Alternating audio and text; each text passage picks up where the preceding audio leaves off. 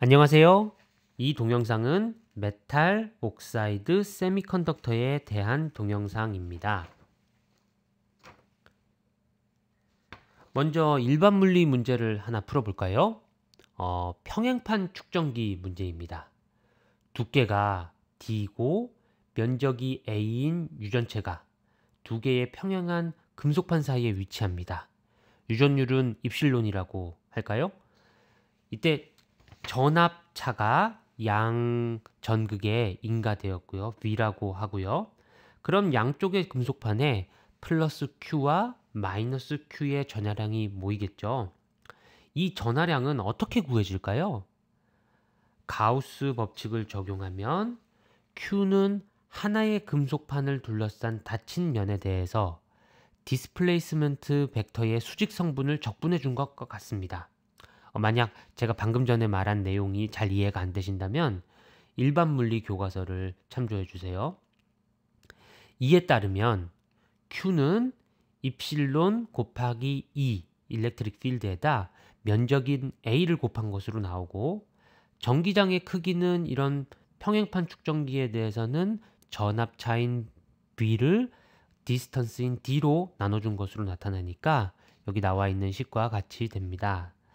그런데 Q는 CV라는 것이 축전기의 식이잖아요. 그러면 이 식을 잘 보면 Q는 CV인데 V를 찾을 수가 있으니까 나머지 양들이 C가 되겠죠. 자, 그래서 이 축전기의 정전 용량 캐패시턴스는 입실론 A 나누기 D가 되겠네요. 보통 우리가 이런 문제를 풀 때 단위 면적당 캐패시턴스를 논하기 때문에 단위 면적당 캐패시턴스는 입실론 나누기 D가 되겠죠. 자, 여기까지 일반 물리에서 나오는 평행판 축전기 문제였습니다. 이제 메탈 옥사이드 세미컨덕터, 짧게 말해 MOS에 대해 다룰 차례입니다. 이 구조는 마이크로 일렉트로닉스에서 가장 중요한 구조죠. 이름은 금속, 산화물, 반도체를 적층한 구조에서부터 따왔습니다. 이름을 참 간단하죠. 여기서 금속은 시대에 따라서 계속 바뀌어 왔고요. 산화물은 예전에는 순수한 실리콘 다이옥사이드가 쓰였지만 요즘은 좀 더 유전율이 큰 물질이 쓰입니다. 산화박의 두께는 보통 수 나노미터 정도가 되고요. 매우 얇습니다. 그러니 그림은 이렇게 그렸어도 사실 옥사이드층은 실제 스케일로 보면 보이지 않을 만큼 얇죠. 그러니까 원자 단위로 얇은 그런 층입니다. 반도체는 절대 다수가 실리콘이 사용이 되고 있고요. 지금 우리는 이 실리콘이 P타입 불순물이 도핑되어 있는 경우를 생각합니다. 그러니 반도체 쪽에는 많은 홀들이 있겠고, 또 그만큼 같은 양의 상대적으로 음전하를 가지고 있는 원자핵이 있겠죠. 자, 이제 질문이 하나 있습니다. 산화막의 두께가 T옥스라고 주어지고 유전율이 입실론 옥스라고 할 때 이 MOS 구조는 입실론 옥스 나누기 T옥스만큼의 단위 면적당 캐패시턴스를 가진 축전기로 행동할까요? 답은 물론 짐작하셨겠지만 아니죠. 아닌 것은 직감적으로 알겠는데 정확히 뭐가 다를까요? 여기 두 개의 구조를 그려봤습니다. 매우 유사하죠. 다만 아랫부분이 메탈인지 아니면 세미컨덕터인지가 다를 뿐입니다. MOS에서는 스레시홀드라는 개념이 등장합니다. 문턱이라고 하죠. 생물 과목에서는 역치라고도 번역을 하는데요. 양의 전압 V가 위쪽 전극에 걸렸을 때 위쪽 금속에 양전하가 모이고 아래쪽 금속 또는 반도체 영역에 음전하가 모이는 것은 두 구조에서 모두 일어나는 일입니다.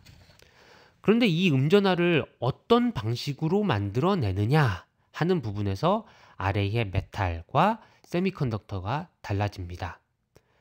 금속의 경우에는 많은 양의 자유롭게 움직일 수 있는 전자가 있죠. 그래서 이것들이 표면으로 움직여서 음전하를 만들어낼 수 있습니다. 그런데 반도체의 경우에는 여기가 P타입이니까 전자가 있는 것이 아니라 홀이 있잖아요. 그래서 홀이 표면에서 사라지는 방식으로 음전하를 만들어냅니다. 홀이 사라지고 난 자리에 P타입 불순물만 남아서 음전하를 만드는 것이죠. 그런데 이 P타입 불순물은 움직일 수 있는 녀석이 아니잖아요.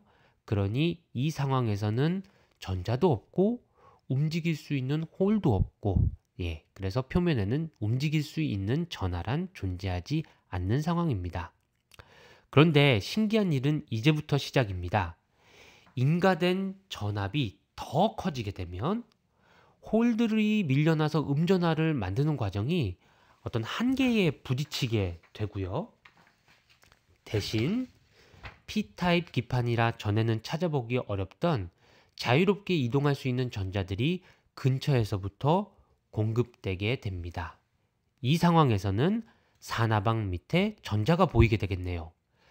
즉, 인가된 전압이 작으면 산화막 밑에는 전자가 거의 없고, 인가된 전압이 커지면 산화막 밑에 전자가 모이게 됩니다. 바로 이러한 행동이 아무 전압이나 인가된 만큼 선형적으로 비례하는 음전하가 아래 전극에 모이는 통상적인 축전기와 그리고 이 MOS 구조와의 결정적인 차이네요.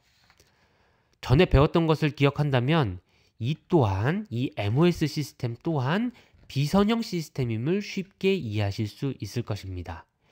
이러한 행동 변화가 나타나는 전압이 있을 텐데요. 이 전압을 문턱 전압, 스레시홀드 볼티지라고 하고, 이것은 MOS 구조에서 가장 중요한 수치입니다. 즉, 몇 볼트를 인가해야지만 이제 전자가 모이기 시작하는가 하는 질문에 대한 대답입니다. 네, 이번 동영상에서는 MOS 구조에 대해서 설명하고, 이것이 통상적인 축전기와는 다른 문턱 전압이라는 값을 가진 비선형적인 시스템이라는 것을 배웠습니다. 이 MOS 구조의 반도체 영역에 모이는 자유전자의 수에 대한 식은 다음 동영상에서 다루겠습니다. 감사합니다.